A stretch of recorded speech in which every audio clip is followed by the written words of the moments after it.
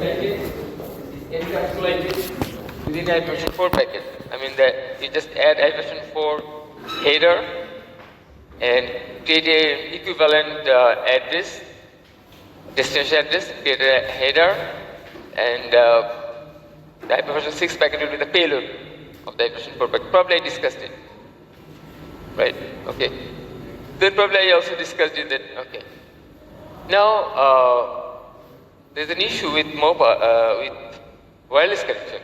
If you don't have anything wireless, like say you are connected to Ethernet and you are surfing some website, then the whole connection is actually wired. All the way there may be you're communicating with the server in France, but the whole connection is wired there. There's no wireless link, most likely. So this IP is all right. But if you are a cellular user and you have a wireless link, then also it's an issue. But on top of that, if you keep moving, then I say that the IP address can be allocated with some geographical location hierarchy. Like you have a friend located in a house, there is a fixed address. So you send the postal system can forward. But if your friend keeps moving, then how do you send it? How you send your letter to him? He doesn't have a fixed address, right? He's changing his address. Now the IP address depends on the location, geographical location. So, like say for our IT, we are given a range of IP pool. I told you, right, that from ISP, you take two things. When you make a deal with an ISP for your data service, like IoT has probably 150 Mbps or something currently. So you take two things, bandwidth, which is actually the maximum, data rate capacity.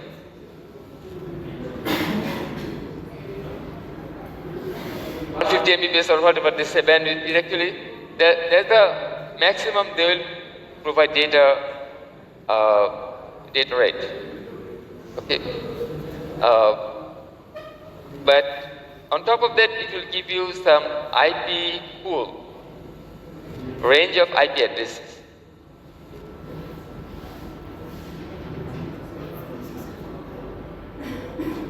The ISP will give you this range.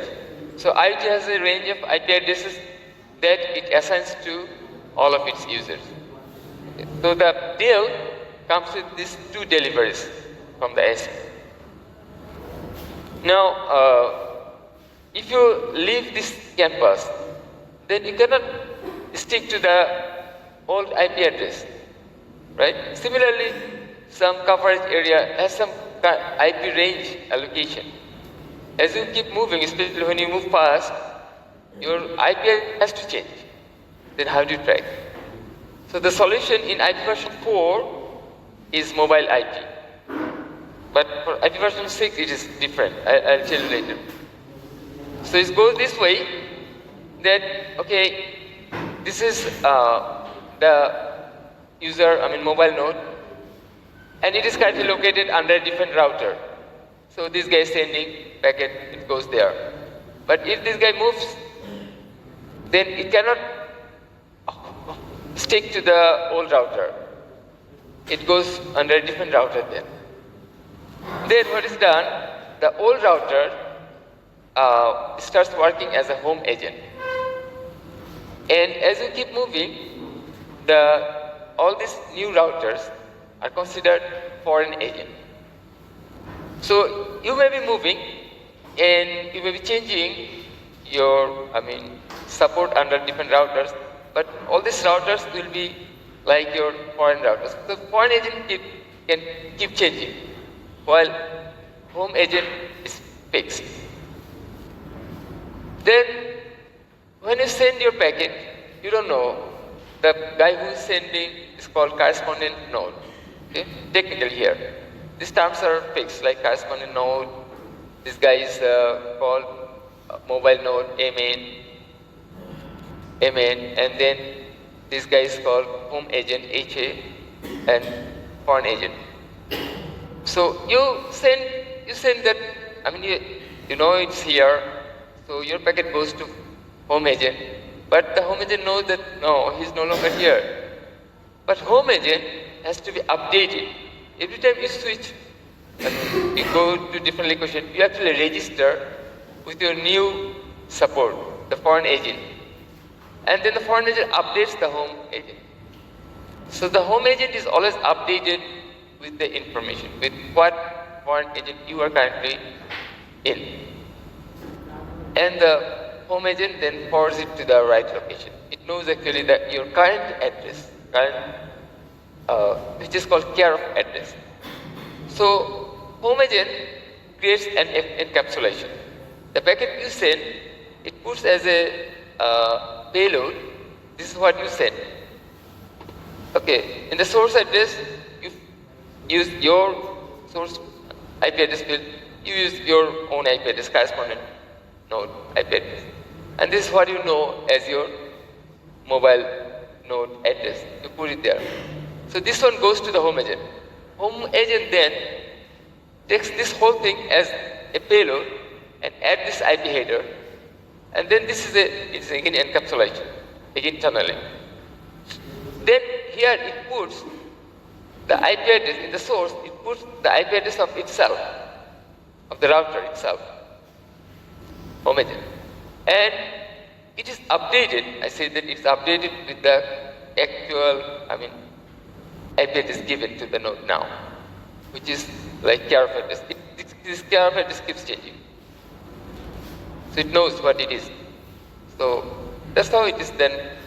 This IP packet is then forwarded this way. It goes to the. So this is called mobile IP. Sorry. Care of address is actually the actual IP address currently the mobile node is given. Okay. It's again an IP version 4 address. And, so foreign agent definitely knows that, because when you go there, you register, you'll be allocated an IP address, otherwise how packet will be routed to you. But it also updates the home agent with this information. Okay. Now, this is called mobile IP, used in IP version 4.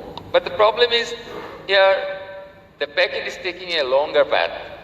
It goes this here and then forwarded, then it goes this way. It takes a longer path.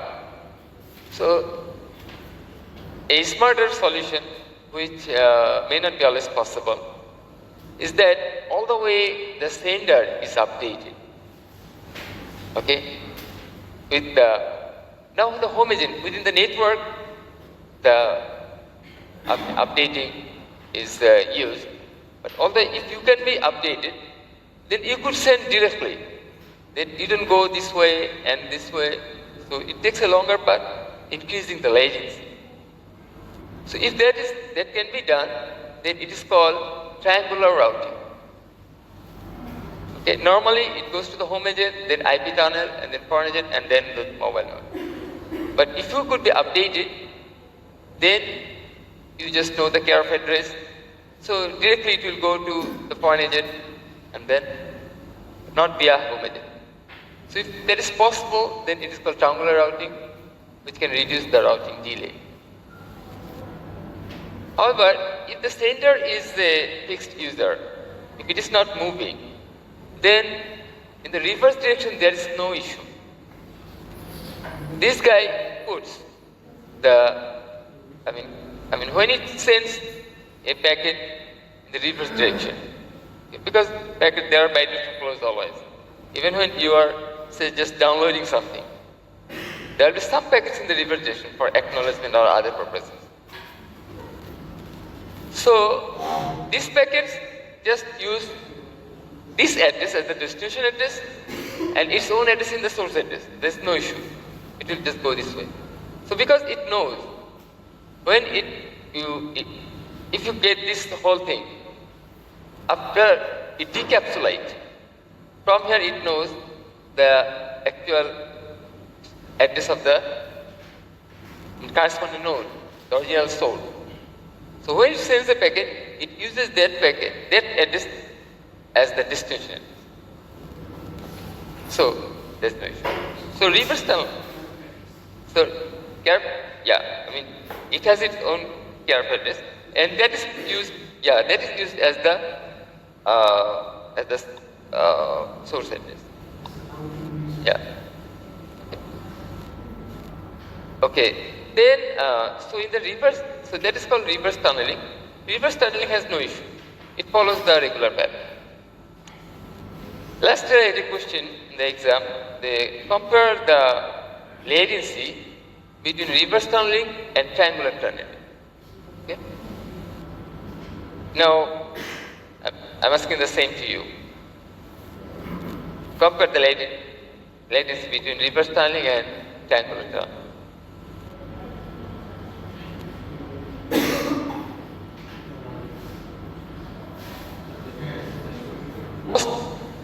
Most people didn't answer correctly.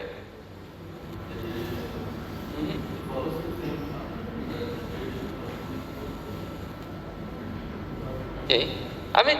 Just in general, of course, you can never guarantee. In practice, it will differ. But just theoretically, or in general, you give a comment, compare. Theoretically, they should have the same path, right? Theoretically, they should have, because you use the, actually, it is not going via any path, any node. So theoretically, you expect the same path, so same latency. So the theoretical expectation is the same, right? So it should be the same. So nobody answered correctly. Either they say when this or this. These terms are high sounding, but the concepts are very simple. When this was reverse tunneling and triangular routing, okay, they felt like, oh, it is like tunnel under the Karnapuli river maybe or something. Okay, they had, long discussions, pages after pages. But it's simple, just they are the same. Now, when you have a handover, like you switch your location and you go under a different foreign agent, this is like switching base station can also cause this change. So, but internally, when your actual router in the core network level also, there can be switching. You may be going under base station, which is under a different core network node. Okay, so there can be different. So anyway, in that case, it takes a while. Definitely, it cannot happen momentarily. It takes a while to switch and settle on the new area, the new router. So the sender was sending data at high rate. So what about this interval? There's nobody connected to receive. There is a short disconnection period. So this period, some packets can be lost. But it can also happen that the old FA, you're sending to the old foreign agent, and that keeps buffering.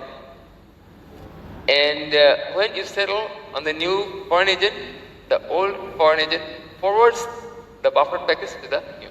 That's how packet losses can be avoided. Okay? So it's also possible. And even at the base station level, this can be done in 4G. 2G or 3G does not support it. And I checked some real test data from 2G that back in USA, that invariably, whenever there are any packet losses, any handovers, there are some packet losses. It just invariably happens on 2G network. But in 4G, in 3G it can be avoided with soft handover. In 4G, there is the option that, just this kind of buffering on the earlier base station and then forwarding to the new base station that you hand over to.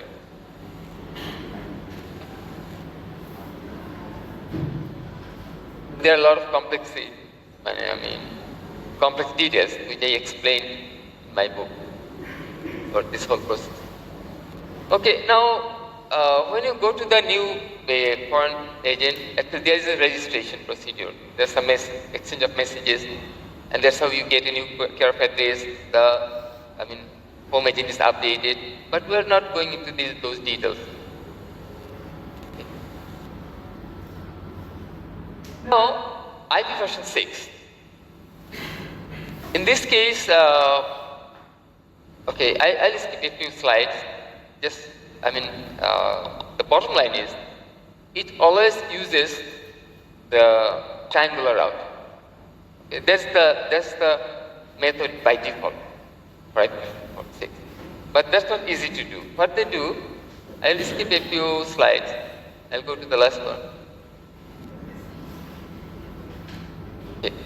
What they do, the corresponding node sends a message to the mobile binding request, and the mobile node responds with a message. Binding update, which is the current care of address. So this message they use once in a while.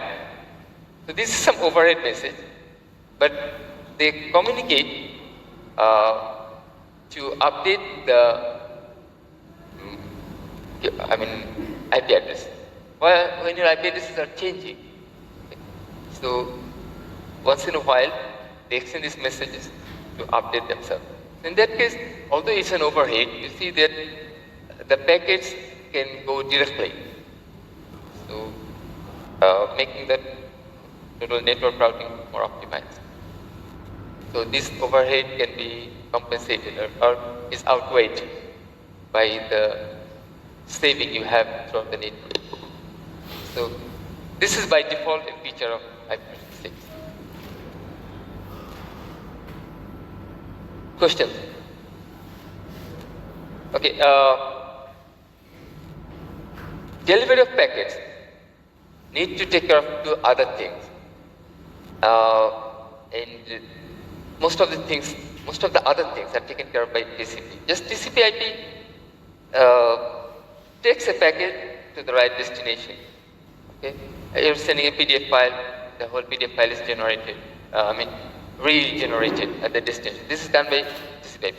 Now IP makes sure that to deliver it to the right location. But there are a few other things to take care of, and we'll discuss them. We'll see that TCP does that.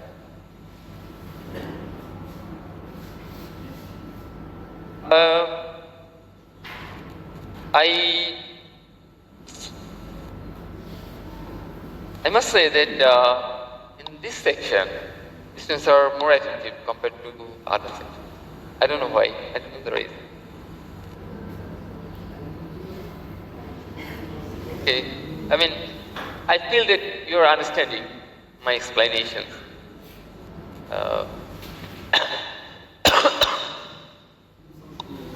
Okay. Now I'll explain first TCP. TCP/IP was developed probably in 80s when networking was developing, and then there was actually all wired connection. So people even didn't have the wireless link in mind. So the original TCP/IP was developed with all the wired connection in mind, but later when wireless links became a part, then they had to modify a few things. So I need to first explain the basic TCP, to explain what you can add, what modifications you need when there is a wireless link. But that also serves the purpose that you need to know how things are taken care of within the network. Few other things. Well, as I said, that different packets take different routes or take different delays. They will go out of order when they get to the receiver. So you need a procedure to put them in the right order. TCP does that. So the first purpose. Then some packets may be dropped because I said several times that your router can get congested, the buffer can overflow, and the packets can be dropped there. So how do you take care of it? Well, you need to know what packets have been dropped and then retransmit if you want reliable transmission. Okay, as you do that, we'll see shortly that somehow it is possible that the same packet, the packet is actually not lost, but you thought it had been lost, you retransmit it. And so a duplicate of the packet arrives at the receiver. So how you take care of it? Okay. Then number 4, the receiver itself may have limitation. What data rate it can handle, like the software you're running, including both hardware and software. Your device may handle certain data rate. If your sender keep pushing at even higher data rate, your system will actually cannot handle. So some packets will be there which cannot be really read by your software or used by your software. So this is called flow control. Adjustment of the data rate depending on what the receiver can currently accept. So this is a receiver software handler. Then finally, congestion control. This is more important. What the network can currently support, what data rate. Okay. Like the radio link capacity can change, and some network, congestion can reduce the data rate capacity. So TCP, but if the data flow capacity, like I said that if you have a whole, water flow pipe, but there's some place, somehow you have thin pipe, they throttle total capacity. So within that, you have internet spread over the whole world, and somewhere there may be 15 hops, okay, as you're communicating somewhere in USA. But somewhere within this hops, it gets congestion, and so reduces the capacity. So if you keep sending your data at the same rate, what will happen? They are not received. Rather, you are actually bombarding your network with so much data, causing problem. Okay? It's of no help, right? It's not getting to the receiver. So it should be adjusted at the sending end, and that's done by TCP. TCP adds a header similar to IP. It's usual also 20 bytes, and so in total the TCP IP header 20 plus 20, 40 bytes long. However, sometimes this is too much. For example, for VoIP or voice packets, the actual payload is only 30 bytes. So it's like in Bangla called Barohat Kakriterhati, like 40 bytes header for 30 bytes. So in these cases, there's something called header compression is used to reduce the overhead. It can be then reduced to 8 bytes. But these things are, we're not including here. My book explains this header compression in chapter 8. Okay, in TCP, so this is, this is the header added by TCP, and this whole thing is the payload for IP. Now you see that it's again 32 bits long, and these are optional fields, so you have for 20 bytes. And you see that it's called sequence number, 32 bits long sequence number. It's like every new packet is generated with this sequence number incremented by 1. So if you generated packet, the application, TCP layer, I'm sorry, the transport layer generates a packet with sequence number say 3000. The next packet will be 3001, then 3002, 3003. But as they're sent, different packets take different routes, and maybe 3003 arrives earlier than 3000. The receiver looks at the sequence number on the TCP header, and then it puts in the packets in right order, just looking at the sequence number. Okay, this is very simple. And similar method is also used some other layers, because there is some peer-to-peer communication between layers. We are not explaining other layers. Okay, in cellular communication explain. There are also sequence. Oh, sorry.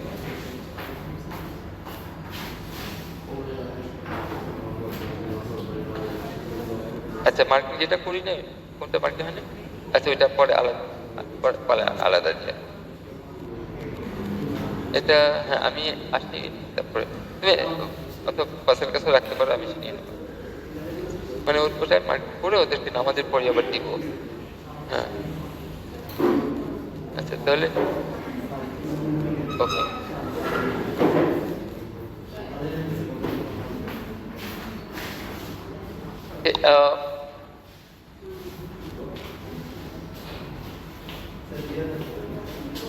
So,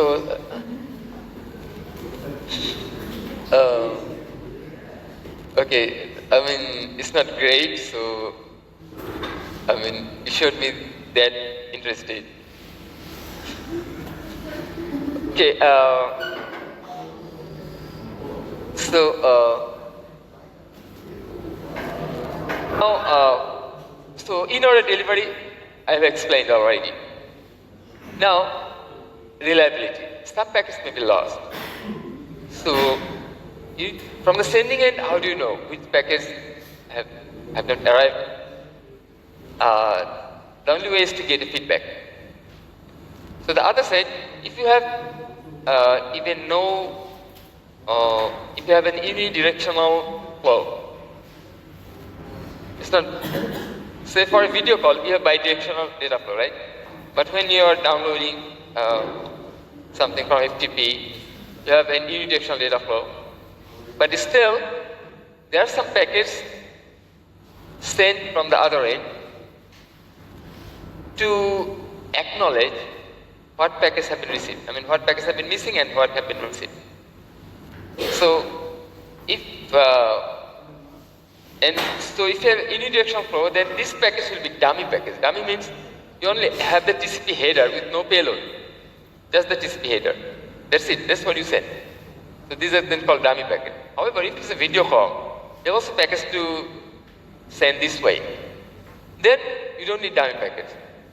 Data carrying packets will indicate the acknowledgement or will give the feedback for this forward direction. Now, if you have here in the sequence number something, okay, in the sequence number field, a value, in the reverse direction, when you send a TCP packet, you will use an acknowledge. In the acknowledge field, you give a number to indicate that that packet has been received. And it works in a way that if you put here X, the number is X. In the acknowledge field, you put X plus 1. I mean, if it was say 3000. Then in the reverse direction, you just put 3001 in the acknowledge field, which tells that up to 3000 everything is clear. I have received up to 3000, it's clear. So you cannot send me 3001 number. Okay? So in acknowledge it's equal to 1.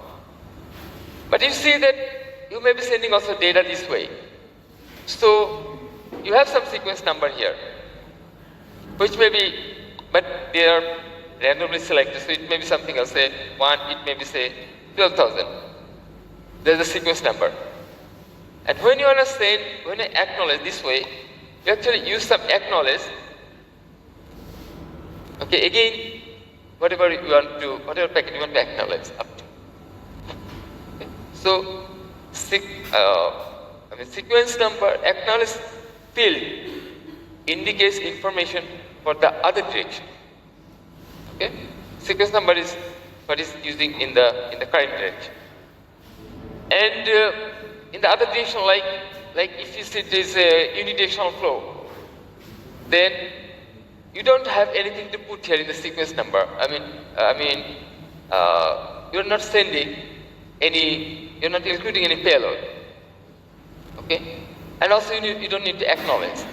It's just, you need to acknowledge only this data. So then you don't input information, and there are some flags to indicate whether which fields are valid and which fields are not.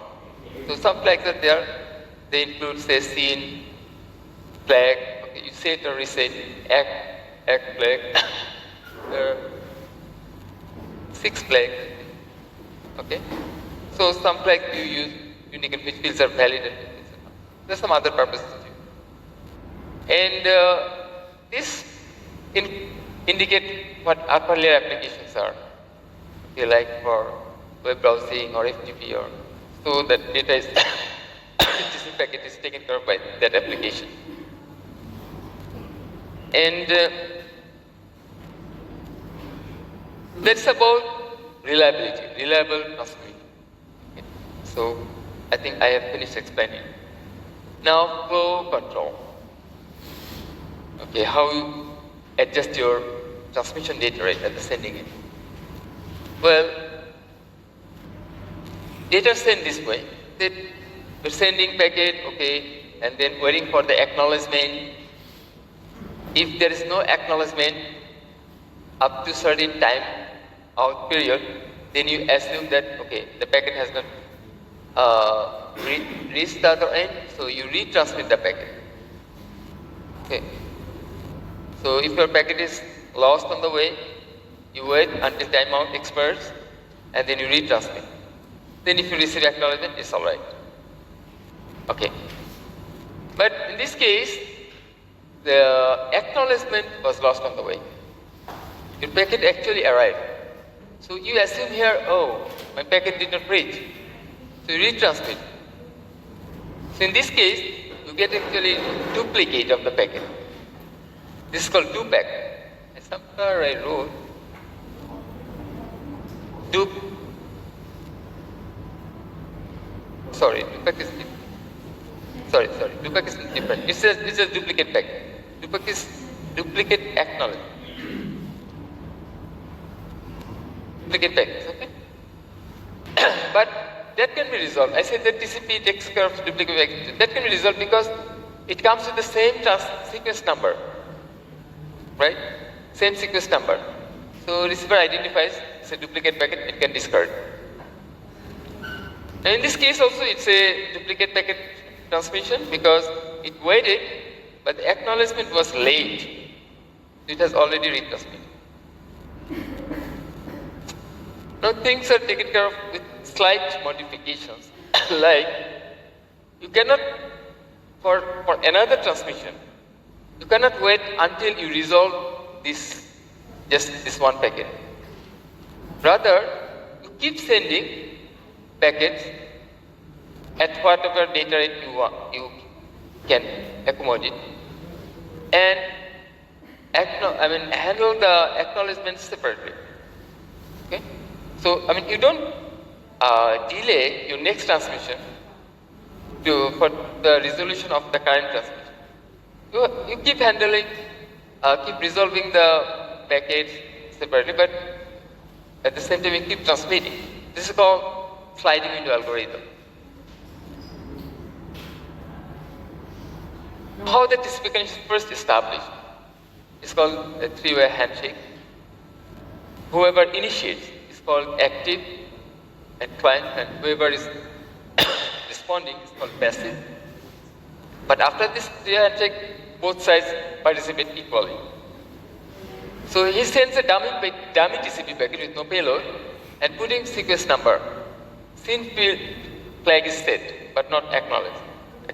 Flag is reset. Then this guy sends a dummy packet with both scene and acknowledged field set. And in the acknowledged field, you see that it puts a number one higher than what you had in the sequence.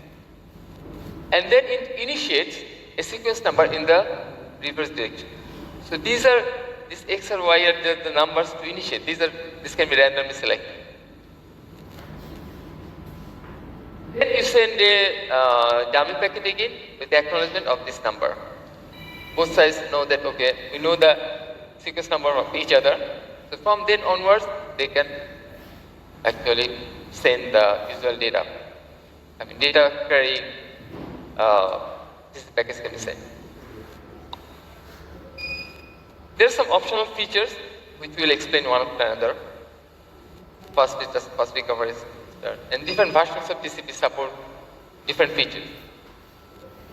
Now, first retransmit is like you are sending packets one after another, but some packets may be lost on the way.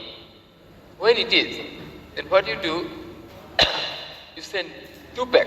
2 pack means, say up to packet 2 is acknowledged. So you send an acknowledgement for 2. But when you receive another packet after 3, you receive correctly, but you lost, you send a 2 pack. I mean, the same acknowledgement you send again. You get another packet, again 2 pack. You get another, again 2 pack. So this side then realizes that I'm sending this 2 pack. So packet 3 is lost because I get it up to packet 2. So it returns to packet 3. Then you find that up to packet 6, I have all clear now, directly received. So it sends an acknowledgement for packet 6. Then the sending side knows that, okay, up to packet 6 is clear. I don't need to resend any other packets. So this is called fast retransmission feature. And after certain number of 2 pack, it retransmits. Because first after certain, for example, it can be triple. When it gets triple 2 pack, it considers the timeout and then retransmits. So here it is actually triple 2 pack causes retransmission packet. Now, about how you control the data depending on the receiver capacity. Like the sending side is sending, it has own buffer. It is, and some packets are then acknowledged. So that part can be erased then. The application is generating packets and they are transmitted, but you put them in buffer because later you may have to retransmit some packets. So, but when some packets are already acknowledged, you know that you don't need to retransmit. So you can then erase them from the buffer. But whatever has not been acknowledged, you need to keep in the buffer. So it is writing, application is writing in the buffer, and this part has been already cleared, it's white. So this part is in the memory. And this up to this part already set. But this part is yet to transmit. Okay. On the receiving side, the application is reading from your buffer. You're receiving up to this part already received, and this is something you have in the buffer in the receiving end. Application software is already read this part, so you erase them from the buffer. It's white, you have erased. But this part you keep because the software is yet to receive. Now, there can be some parts missing here because some packets may not have arrived. Okay. On the receiving side, there can be some gaps. But anyway, this is basically your buffer requirement. So maximum buffer size has to be larger than what you have here. So last byte received by last byte read. This tells you what buffer size you need. Maximum receive buffer size must be larger. If it is not, there can be buffer overflow. And if you are sending at too high data rate, then there can be buffer overflow. So the receiving side tells how much I can still put in the buffer. So that the sending side can decide. For this purpose, there is a field in the TCP header, advertise window. Again, it is for the other direction. So like this guy, for the data flow, for the decision in this way, this guy puts an value in the advertise window field.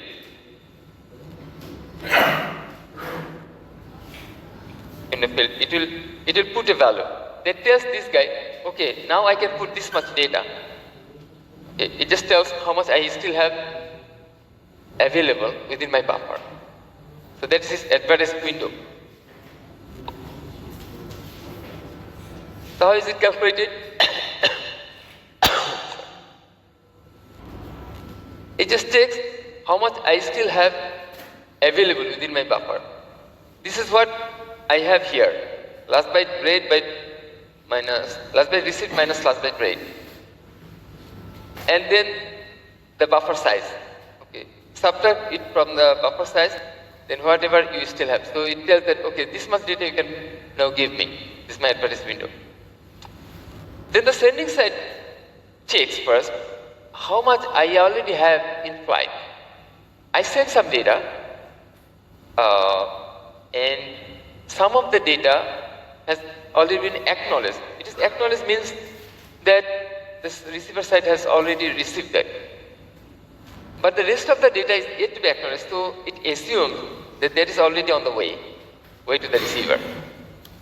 So this much is way to the receiver, on the way to the receiver, and this is what it can accept.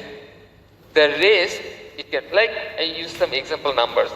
For example, if the advertised window, if say the buffer size is, for example, 800, okay, and it is filling up, say, 300. So advertised window will be 500 bytes, for example. 500 bytes advertised window. Then this guy, sending side, checks that the sequence numbers it has sent was like, say 88,300. That's the sequence number it has already sent. And up to there, 88,000 already acknowledged. It has sent up to the sequence number 88,300, but up to 88,000 is already acknowledged. So it assumes that 3,000 bytes are on the way. Okay. Actually, it's the packets and bytes I'm using interchangeably now, but to just explain the concept. Okay. It checks how much data it has on the way. If it is like 300 bytes, but the receiver can accept 500, so it can then put 200 on the link. It decides that's the effective window. Okay, then my effective window is 200. This is the data I can put on the link. Okay. It has this much space left in the buffer, and this much is already in transit. So 200 I can still put on the link. Okay. So this is how it calculates an effective window. It's about flow control. But more importantly, the network can be congested. There can be capacity limitation within the network. It's more likely. The device may have better capability. So if it is set 200 and your network can now handle 200, then it's all right. You just don't care network. But if now there is some problem or condition in the network, more people putting data, now the network can take at most 100. Then what do? You pick the lower one. So you always check how much the network can handle and how much you have there. Okay. Between these two, it picks. Okay. So it actually, sorry.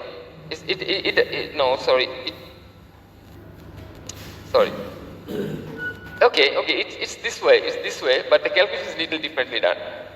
Like, between advertisement, it maintains another window called congestion window. Here, it checks whichever is lower between advertisement window and congestion window. Whichever is lower. And that's called maximum window. So, in this case, to check here, you take this value,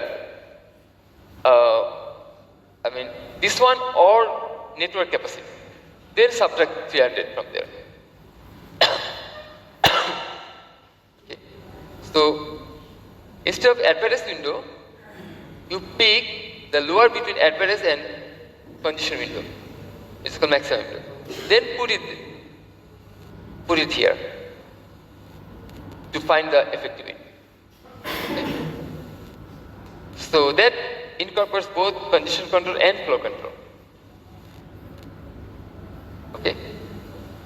So in the exam, I may use, say, numbering for each byte, just to test your understanding. You see that actually the packets are numbered with sequence number.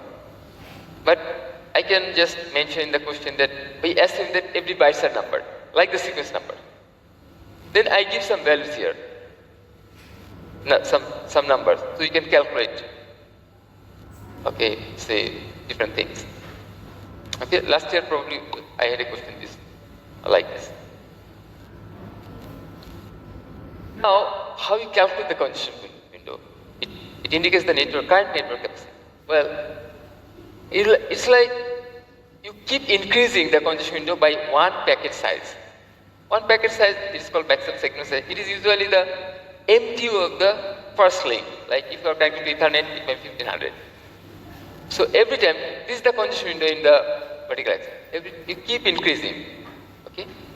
It's like at home, you keep raising your voice, voice, until your wife bursts out. Okay? And then you go all the way silent. Okay? It just drops to, you see how it drops to? Okay. But if you are brave enough, not like me, then you again keep raising. Okay? So again, that's how you utilize your network capacity. You keep increasing. When you get a packet loss, how you feel a packet loss? You miss an acknowledgement. Okay, no acknowledgement. Then network, sorry, TCP assume whenever there's no acknowledgement or you assume that a packet loss, it assumes that it is because of network congestion. Okay, so network is already crowded. I should put more. So it reduces to 1. Okay, so that's congestion control. But that can make it too low, so there is an alternative that you can reduce it to half of what you had before. Then this is called fast recovery. That's the feature. You may not have this feature always. Different TCP versions use different.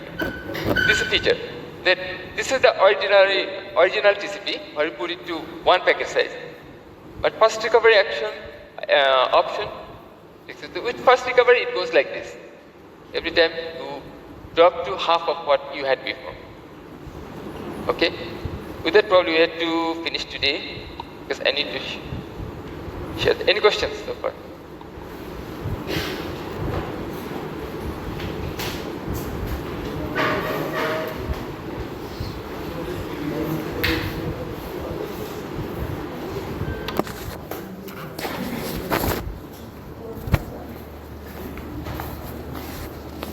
So because of those experiences, sometimes I